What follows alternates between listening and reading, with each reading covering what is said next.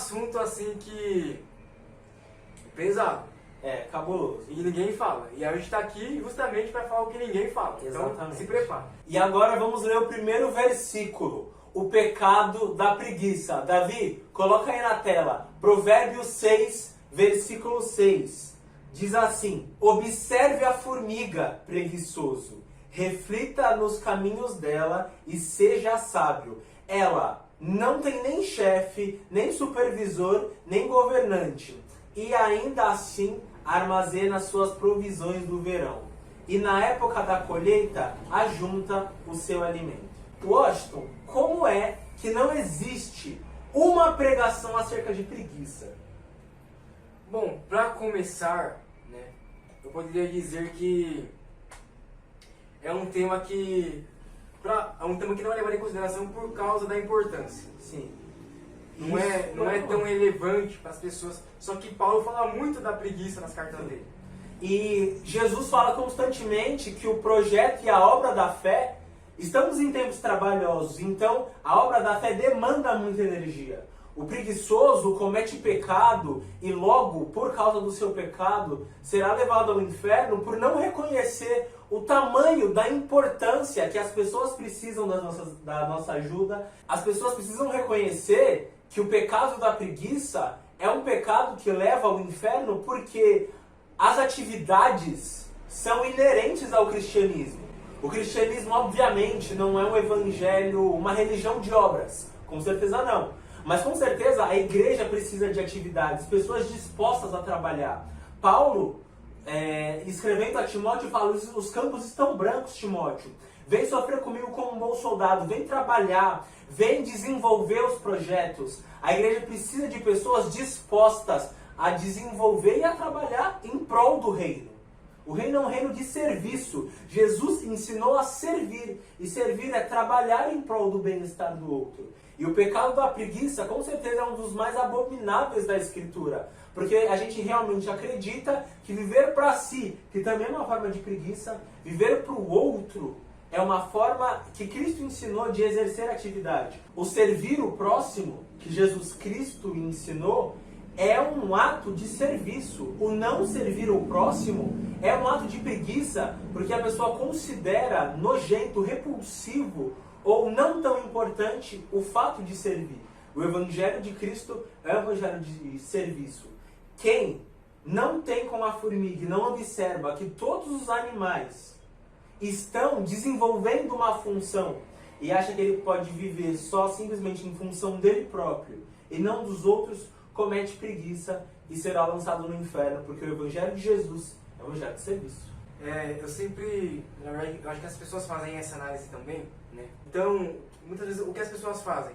Elas fazem a comparação entre o esforço do ser humano, você não ter que sair, trabalhar, ralar, e também, por exemplo, se você tem um animal de estimação em casa. Você tem em casa, nossa, que vida boa, queria ser esse cachorro não faz nada, só dorme, come, faz as cidadeiras lá e tá tudo certo. E aí não, a gente vai ver, como o João disse aqui, é interessante que o escritor de Provérbios, ele pega um exemplo de dos insetos mais insignificantes. Sim, perfeito. Para trazer um exemplo, tipo assim, esse inseto aqui trabalha mais que você e tem muito mais valor para Deus do que esse bichinho. Sim. Deus vê valor no serviço. Ele nos coloca para desempenhar de fato funções dentro da igreja, porque primeiro, isso é saudável pra caramba pra cabeça. Quando a gente trabalha, quando a gente desenvolve, a gente necessariamente cresce saudável, fisicamente. E a espiritualidade, o Evangelho de Jesus Cristo, é um evangelho de atividades. Ou seja, quem não serve para viver... Não, como é? Calma aí. Quem não vive para servir, não serve para viver. Ou seja, aquele que não está disposto a doar a sua energia em prol do outro, em prol da comunidade. Acredito que ele use também o exemplo da formiga, porque a formiga vive em comunidade. A comunidade é o core, é o core do cristianismo, a comunidade, a união entre nós. Então, com certeza, o preguiçoso, aquele que vive para si, ou aquele que acha normal deixar toda a tarefa para os outros, como muitos homens fazem com as suas mulheres, Deixa o filho, deixa a casa pra lá cuidar. Eu já trabalho demais, a gente comentou isso na Queda dos Homens, eu lembro. Então, não se esqueçam, a preguiça é um pecado que levará aquele que acomete para o inferno por justamente não entender que o Evangelho de Jesus é um evangelho coletivo de serviço, cara. E eu vou te fazer uma pergunta em relação à preguiça.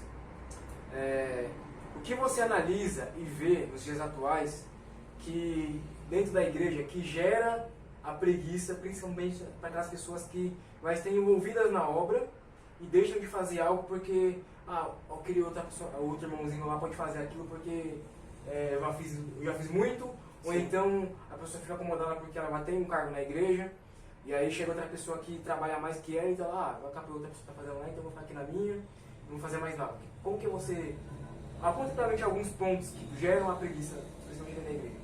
Dentro da igreja, a preguiça ela é gerada por um não conhecimento de quem Cristo é. Tenho certeza disso, porque Cristo veio servir. Ele a si mesmo se entregou o seu corpo para sofrer e para padecer por nós. Nós fazemos o mesmo para os outros, porque a igreja tem muitas atividades, tem muita coisa para fazer.